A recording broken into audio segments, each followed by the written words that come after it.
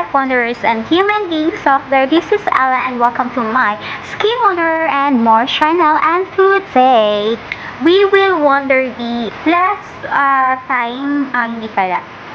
So, nung inayos ko yung Globe SIM card ko, kasi nga nasira siya, or na-mention ko din sa video na gagawa ako ng video. How to retrieve your old SIM card number. So, eto na nga, diba? So, ayan. Ano ba yung mga kailangan natin kapag nasira yung SIM card natin, and then, gusto natin na mabalik yung dati pa rin natin na number na nasira yung SIM card, yun pa rin yung magiging number natin sa new SIM card natin. And this is for Globe users only kasi hindi ko pa na-try yung iba pang network. So, ayun na nga, ang nasira ko lang na SIM card kasi ay Globe, you know. So, ayun na nga, nasira kasi yung SIM card ko. And then, syempre may Gcash account ako. And, mahirap kasi pag i-delete mo pala yung Gcash account, matagal siyang ma-delete. So, ginawa ko na lang kasi yung SIM card ko, ninat-nat nung, hinuyang-huya siya nung fur baby ko na si Mochi. So, ayun na nga. Diba? So, sira talaga siya. So, ang ginawa ko, sinerch ko muna kung ano yung kailangan before ko i-try na i-retrieve yung number ko. And then, nakalagay doon na kailangan mo daw ng valid ID, at least 2 valid ID, and denotarized affidavit of loss, and the SIM bet, Gcash card, or eSIM voucher. And then, I asked one of my sister kung ma-retrieve ko ba yung old number ko na wala na akong masyadong kailangan dalhin. So, sabi niya sa akin, na-try na ng friend niya yun before, and Globe number din yung i-retrieve ng friend niya.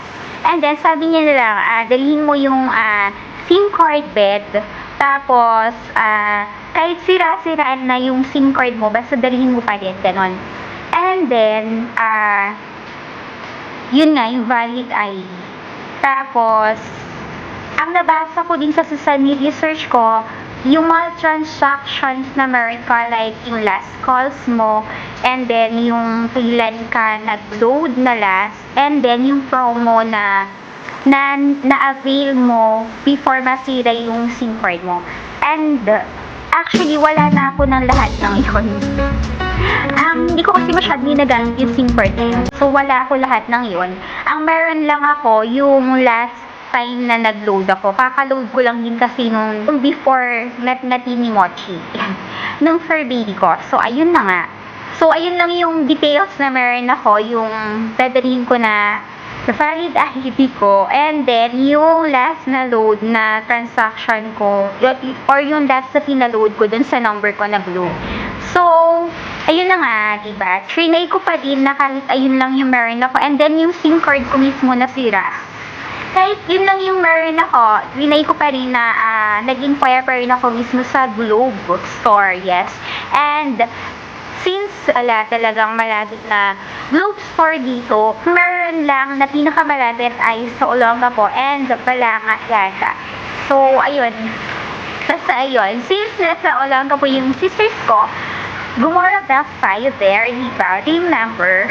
So, ayun na nga. And then, pagpunta namin sa SM, wala na po palang Globe Store sa SM. Tinanong namin saan yung lumipat or saan po pwedeng merong Globe Store. Meron daw sa Harbor Point, Ayala. So, yes, kung mapapanood niyo yung video, ayun na nga, tomorrow bells tayo there, hinanap natin yon. So, ayun na nga, diba? So, pagpasok natin doon, very accommodating naman sila, you know. Maasikaso naman sila sa mga clients or customers na pumupunta sa kanila. So, ayun na nga, diba? Pagpunta ko doon, ang tinanong lang sa akin, syempre, ano yung kailangan ko. So, sinabi ko nga, mag-retrieve ako ng old number ko. So, tinanong niya, ano yung number ko?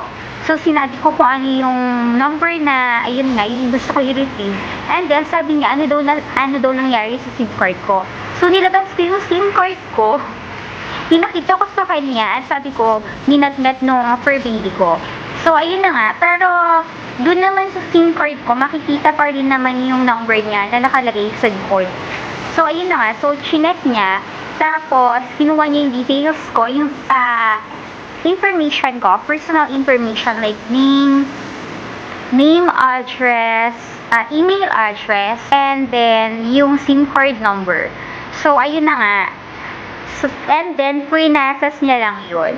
Diba? Chinek niya yung, tinanong niya din register na yung SIM card ko. And then, yes, luckily, very fortunate kasi nga, naka-register naman na yung SIM card ko.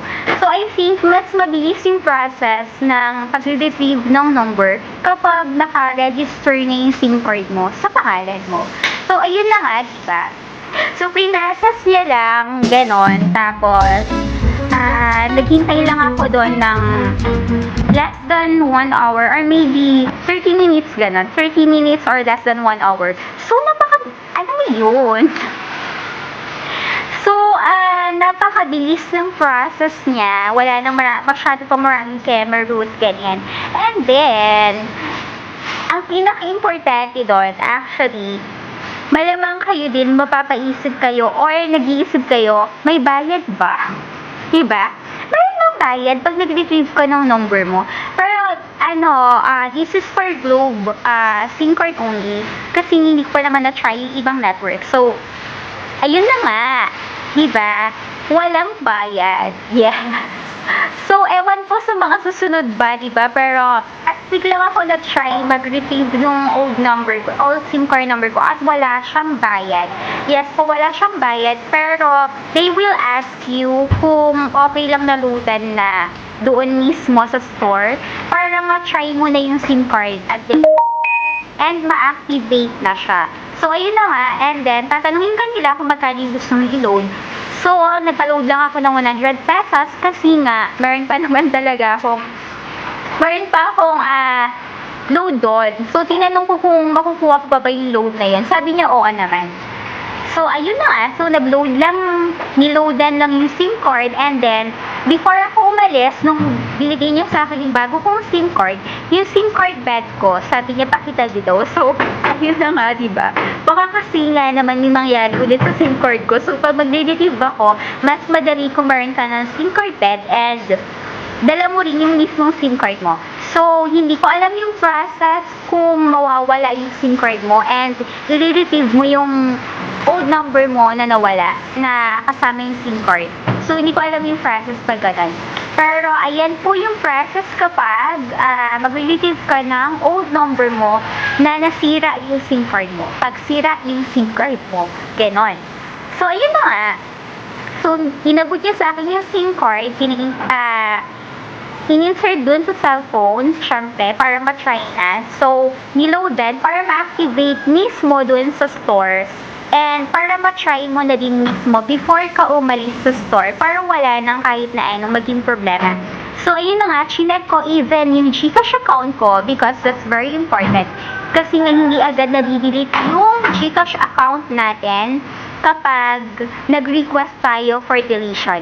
So, ayun yung trinay ko agad na i-check kung okay pa ba, kung magagamit ko ba yung GCash account ko, and the answer is yes. So, very safe pa rin naman yung GCash account ko, and ando dun lahat ng ayun na nga, basta na-receive ko lahat ng meron dun sa SIM card, yung mga account ko, yung, syempre, hindi ko pa rin naman tinatanggal yung number ko sa mga accounts. So, mga social media accounts ko. So, ayun na nga, diba? So, yun. Nakuha ko ulit yung old SIM card number ko, yung GCash account ko, with that old SIM card number. So, ayun na nga, diba? Shoutout pala sa lahat ng personnel, yes, lahat ng personnel teller or ano man yung tawag ko sa kanila. Sa lahat ng personnel sa Harbor Point Ayala Globe Store. Ayan. Thank you very much po. Ayun na nga, diba? Very accommodating na sila, you know. So, ayun na nga, diba? So, see you in the next wondering. And before I forget, I just want to say thank you to Ate Yuns and Jaco and YD for sending those video clips that I am using on my videos, and to all of my subscribers, thank you very much. And to all of those who haven't subscribed yet, what is still doing there? Subscribe now! And thanks for watching, you know. So, ayun na nga, sa mga enjoy naman or nagustuhan naman yung review natin sa or sa information na binigay natin sa pag-retrieve ng old SIM card number, ayun na nga, comment down below, don't forget, you know. So, ayun na nga, diba? Comment down below kung ano pang review yung gusto nyong i-try natin or ipakita natin, or anong information yung gusto nyong i-try natin gawa ng ganitong video. So, comment down below, you know. So, ayun na nga. Good morning. Stay mother, my life mothers, and human beings out there, babush. See you on the next wondering. Babush, babush, babush, babush, babush, babush, babush.